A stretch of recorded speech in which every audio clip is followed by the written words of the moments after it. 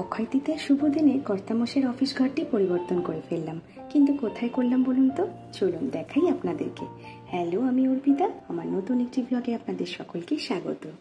এটা হলো আমার শাশুড়ি মায়ের ঘর। এখানে আগে রান্না করতে করতে মা আমি কত গল্প করতাম। শাশুড়ি মা চলে যাওয়ার পর নিচেটা একদম ফাঁকা পড়েছিল। অনেকে বললো ঘর নাকি এরকম ফাঁকা রাখতে নেই, তাই ভাবলাম একটু রংঝং করিয়ে নিয়ে কিছু কিছু জায়গায় রিপেয়ারিং করে নেওয়ার পর আপনার দাদার অফিসটা নিচে নিয়ে চলে আসি।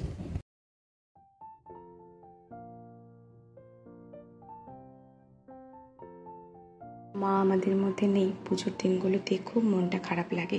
নিজের হাতে কত সুন্দর করে জোগাড় করতেন। ওনার থেকেই তো সব কিছু শেখা। ওনার ঘরে ওনার ছেলে যদি কাজ করেন তাতে মাও খুব খুশি হবেন। কি বলেন বন্ধুরা?